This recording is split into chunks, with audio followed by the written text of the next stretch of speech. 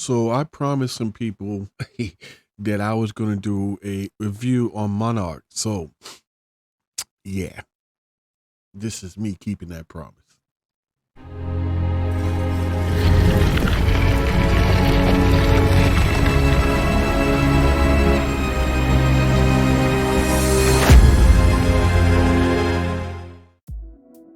What's good, peoples? Welcome back to ER Entertainment Review. I am your host, your boy Blunt, and this is where I do my reviews for all things in entertainment, which could include movies, TV shows, series, books, music, anything I can get my hands into. That even if you have a request, you can send me a request, and I'll do my own very own review.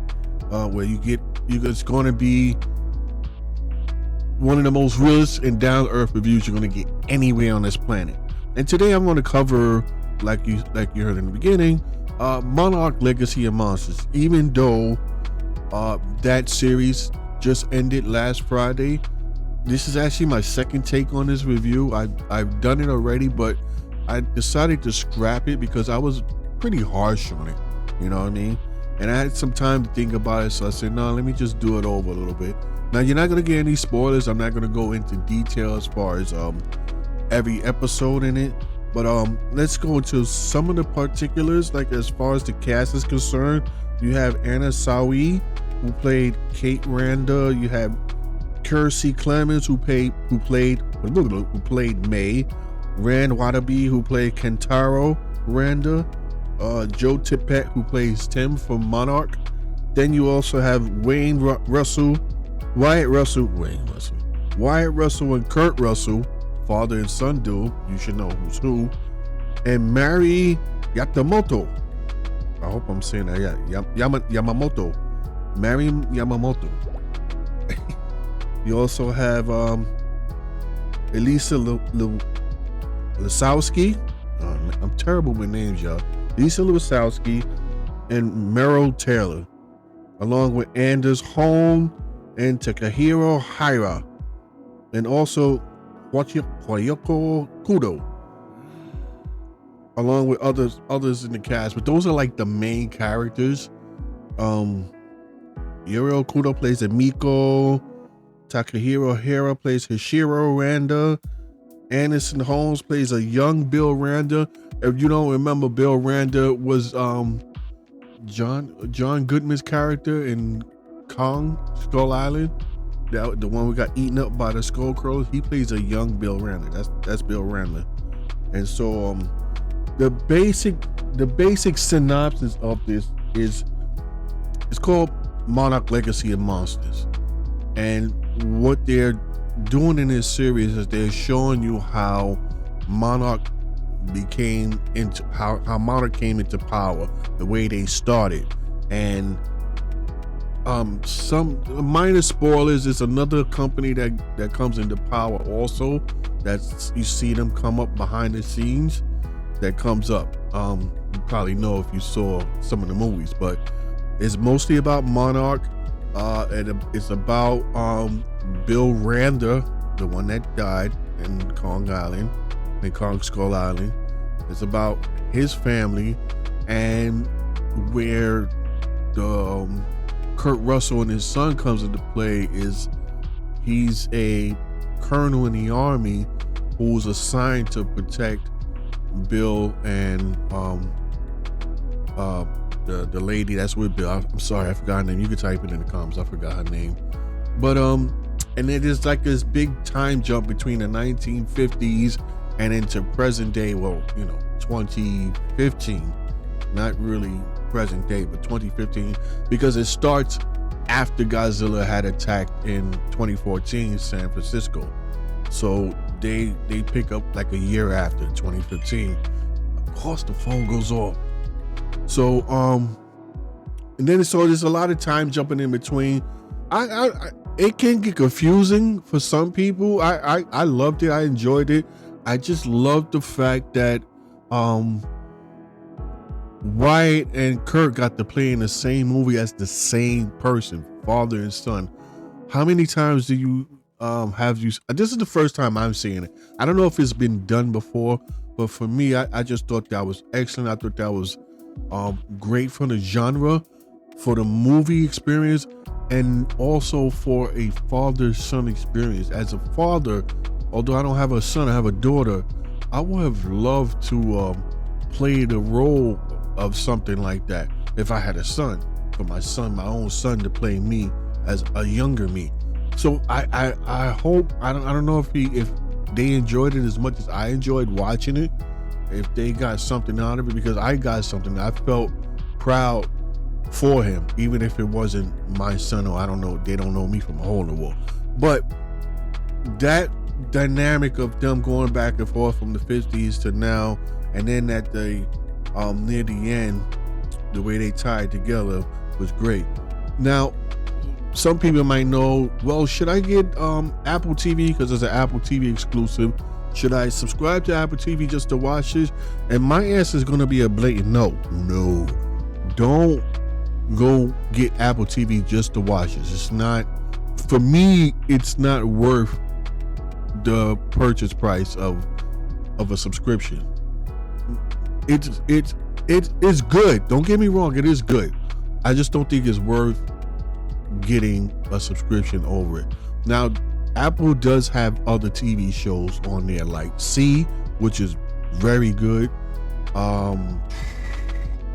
There's two more that's just slipped in my mind, but they have about 3 other shows on Apple that are worth getting a subscription. So don't get it just for Monarch. I mean, Monarch is, we might have a season 2, but Monarch is definitely good. It's something you can watch, but I wouldn't just get it for that. There are other shows on it that you can enjoy. So my whole take on the Monarch, it was okay. It was okay. It wasn't fantastic, phenomenal, like you have to see this. You don't have to see this. You won't be missing nothing if you didn't see it. Although you're gonna be missing, as far, if you want to keep up with the continuity and you want to keep up with the lore, then you're gonna be missing a lot.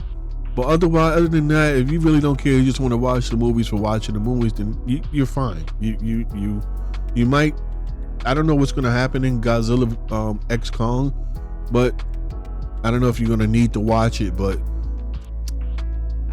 even if you didn't watch it, you probably could put 2 and 2 together. I don't think it's that difficult. It's not like the Marvel shows, where certain things happen that if you didn't watch earlier ones, it'll fly over your head. We'll see if this ages well when Godzilla X Kong comes out. But yeah, no, it's not worth that much. Now again, I'm gonna say this again because some people tend to forget. I'm saying it's good. It is good.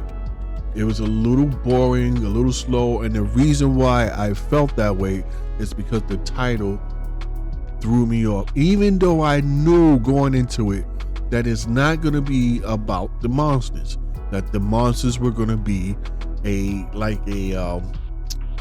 supporting character in this. It's not about them. It's about Monarch and the people of Monarch and the family of Monarch, of the Randa family. It's about them. The monsters are part of the show because, it says Legacy of Monsters. So I'm looking for monsters. We got a kaiju. There's a couple of episodes where there's no kaiju in it at all. But the ones that do have the kaiju, they deliver good. They really do. But I gotta say, even the ones with the kaiju, they're only in there for a minute or two. I think maybe 3 minutes the most, and they're gone again. It reminds me of Singular Point, if you haven't watched that on Netflix, how they tease you with 5 minutes, 5 seconds, about 5 minutes of the kaijus, and then the rest is talk and whatever the hell else is going on, but it has nothing to do with the kaiju. It's like, and the way they did it in Singular Point is they put it in the very beginning where most of the action is, and they put it at the very end. So now you got to go back to the beginning. You can't wait for the next one, and then everything else in between is just Fanta, whatever the hell you call it. So that's Singular Point, not not Legacy. Legacy of Monsters, they throw it in there at different times. And again, there's some screen time in there, but not a lot. Not enough for me. I'm a huge kaiju fan. I want to see kaiju fighting and acting like the beast. But I have to say this also. The finale of Legacy, Monarch, I'm sorry, the finale of Monarch, King of the Monsters was everything. It was epic. We got the Godzilla that we was looking for. We got a battle that we was looking for, a vicious battle. We got very sentimental ties because at this point you're invested in these characters. So there's some very sentimental scenes going on that's really done really well, and it bodes well for them because now in the future we're going to be looking for these characters because we're all invested in them, you know. And there's something that happens that we all right now are sitting on the edge of our seats. We kind of have an idea of what happened, but we just really don't know. So hopefully we'll get answers in Godzilla X Kong, hopefully, right? So they done a good job at trying to bring the human element into the bigger picture, because most of the times you watch these movies, you don't care about the humans. You don't give two, you know what I mean? So my overall review for this is it is good. It's not the best. It is a fantasy kaiju series. So how much do you really expect out of it? I mean, as far as realistic and stuff like that, yeah, I mean, they made it probable. I don't know how close to realistic it can be, but they made it probable. They made it believable, right? It wasn't too fantastic, but you're like, whatever. No, it was pretty down to earth. The way they did Godzilla, he was kind of small in the beginning, and then by the end of the season, he's the Godzilla that we saw in 2014. So it's like, yeah, you know, I mean, the ending was fantastic. It was everything. Anything watch the end. You know what I mean? It was great. So my overall review, that it was good. It was good. I'm not gonna lie. It was good. I wouldn't subscribe to Apple TV just for that. If there's other means of watching it, do what you got to do. I'm not advocating for it. I'm just saying I want to subscribe to Apple TV just for that. There are other things on Apple TV that can make their subscription worth it, or see if your you can see if your telephone service has some kind of deal with Apple TV, because I have my Apple TV through my T-Mobile. It's free. It's because T-Mobile pays for it. I mean, I'm paying my T-Mobile, so I'm paying for it, but you know what I mean? They threw it in the bill somehow where I'm gonna pay for it, make it look like it's free. But anyway, if you can, do that. And that's why I say maybe if I have to give it a score from 1 to 10, I would give it maybe about a 7, a 6.57, a little bit over half. Only because I'm very disappointed that they didn't have more kaiju in it, you know. We started off on Skull Island and we got 2 kaijus, but barely any time on the screen from it. And then we ended on Skull Island where we got 1 kaiju, and I'm not gonna say what kaiju it was, but we got 1 huge kaiju, and it wasn't no fight with it anyway. And then we got some kaijus thrown in between, but again, the screen time, so little. Like, come on. Part of the name and the title was Legacy of Monsters. I know it's Monarch, but part of the name, you gotta share the time equally, at least, you know what I mean? And then you got a TV series where we could go more into Godzilla, more into his background, more into his lore. Why not use it? You know, hopefully they get into it. Again, I gave it a 6.5 to 7, and that's my review for this. All right. So until next time, folks. Listen, you don't have to agree with me. That's fine. I don't mind if you don't agree with me. Put it in the comments. You know, let it out in the comments. Let me know exactly what you think. Don't hold back. I won't get mad. I won't take it personal. You know, we all have opinions, and I don't mind if you disagree with me. But if you disagree, let me just say this: if you disagree, explain to me why you disagree. Maybe you might change my mind. I might look at it differently. I might be missing something or not seeing something that you've seen that could change my mind. All right. So until next time, folks, I have been your host, your boy Blunt, and peace. I'm out of here.